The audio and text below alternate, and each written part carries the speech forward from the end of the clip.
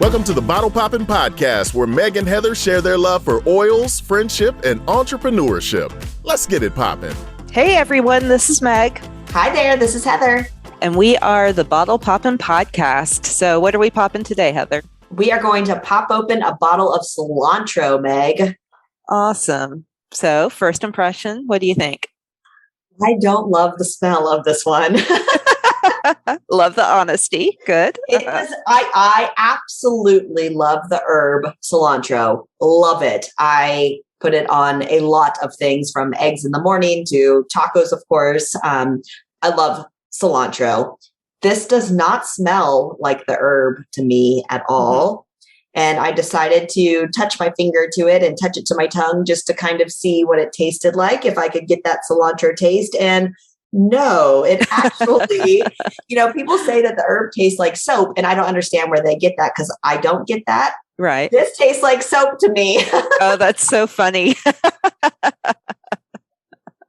What about you? Are you having a better experience with yours than I am? No, I'm not a fan either. Interesting. And like you, I like cilantro. I do wonder if it's because we live in Texas and cilantro does grow here. I don't know where our doTERRA cilantro comes from, but I do know regionally it makes a difference. So maybe part of it is that we're comparing it to Texas cilantro versus the cilantro from wherever this comes from. Interesting. So maybe that's part of it, but I really don't like the smell. The smell to me kind of makes me nauseous, especially. So I figured this out because it's in one of doTERRA's blends, which is the past tense blend, which is really great for like tension headaches and that type of thing. And if I have a serious headache and smell this, it makes me super nauseous. So like that blend does not work for me at all. It might get rid of my headache, but it's causing a whole new issue, which is not ideal. So I think I already kind of have a grudge against the oil. And I definitely used past tense before I used cilantro, just straight. And then even the taste, again, I like cilantro. I don't think I like it quite as much as you do, but I do like the taste of fresh cilantro. But my husband will put this every now and then in homemade guacamole, and it totally ruins the guacamole for me. It's just overpowering. And maybe it's that he likes it, and maybe it's that he uses too much or something like that. But for me, it ruins the beautiful avocado. Like, I'd rather just have avocado and salt than have this oil added to it. Do you know if he's using a full drop versus just doing the toothpick method? I would guess he was using a full drop. It's been a long time since we've done that. So kind of learned the lesson and stopped if I was going to have it too. And now you make the guacamole instead. Usually, but honestly, at this point, he prefers just avocado and salt as well. I like lemon at least added to it, lemon or lime, but he's kind of a purist at this point with his guacamole. So even though we don't like the smell or taste of the cilantro essential oil, there's got to be some positive health benefits for it. So why don't you share some of those with us? Yeah. So the biggest one that I know about, and this applies to also just the food version of cilantro, is that it's amazing for detoxing, and specifically detoxing of heavy metals. And so from an oil standpoint, the recommendation is that you put a few drops on the bottom of your feet in the morning and the evening. And hopefully, like, you're not going to taste it, and hopefully you're not going to smell it either, because your feet are obviously the furthest point on your body from your nose. So if it helps with heavy metal detoxing, that's pretty amazing, because heavy metals in our body can really mess us up. So there is a huge health benefit with that. I also read that it can help with things like halitosis, which is super interesting. And again, that could be because of the detoxing methods. It didn't say to like put it in water and swish it around your mouth like you would a mouthwash, but literally to put it in gel capsules and take it internally. So again, it's got something to do with your gut health and getting rid of halitosis that way. So there are benefits to this oil. We talked about internal use. You can use this oil all three ways. So it can be used aromatically and topically.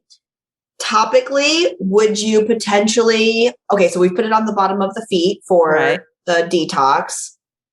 I don't see myself using this one as a pure fume. So guessing the application for the detox is probably your best bet there.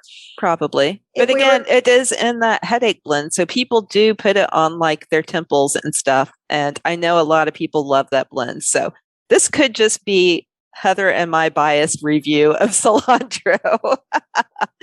So if you're listening to this, give it a try. Maybe you'll have a different view than us.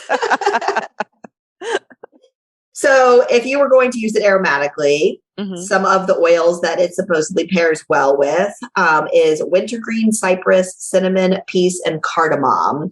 So I guess you've got a little bit of kind of a minty thing going on with the herb at the same time to maybe temper that down. You know, smelling it from the bottle, I've never tried to diffuse this. I don't know if it diffuses differently than it smells straight out of the bottle, because some oils That's a good point. Yeah, they do.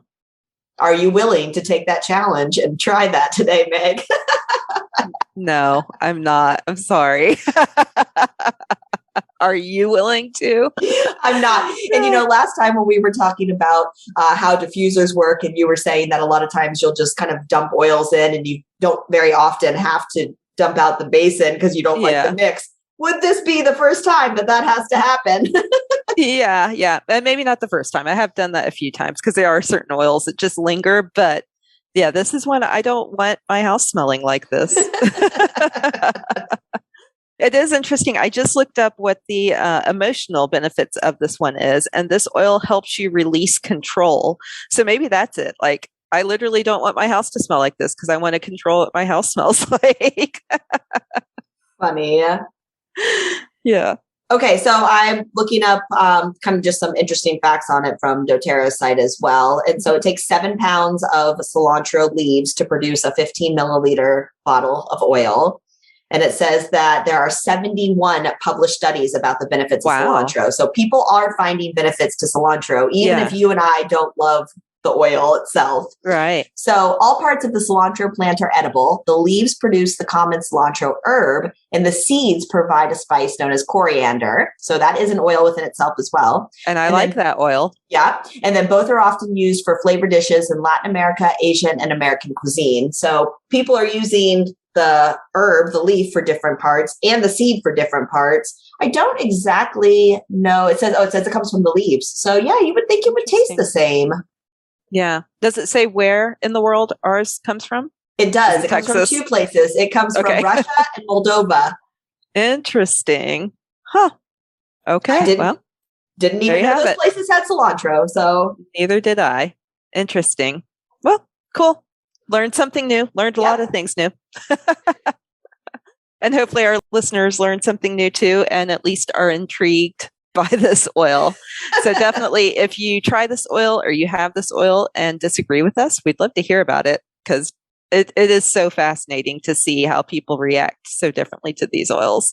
So let us know if you feel differently about this oil than we do. Yeah, and interact with us, because when we post this on Instagram that we've put out this podcast, feel free to comment below that post right there, or every third Thursday we do our question and answer time. So come join us and we can talk more about cilantro or anything else you want.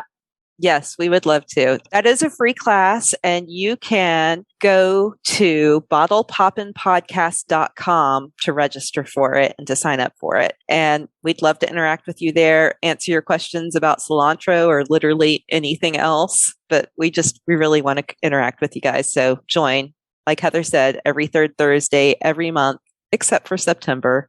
We will be there, and we look forward to interacting with you. So we hope you've enjoyed today's honest and raw podcast about our dislike of cilantro. And definitely listen in, subscribe, because we have new podcasts that come out every Friday. Thanks for tuning in. For more information, you can follow these bottle poppin' ladies at bottlepoppinpodcast.com. Tune in next week to learn about what bottle we're poppin'. Until next time, take care. These statements have not been evaluated by the Food and Drug Administration. This podcast is not intended to treat, diagnose, cure, or prevent any disease.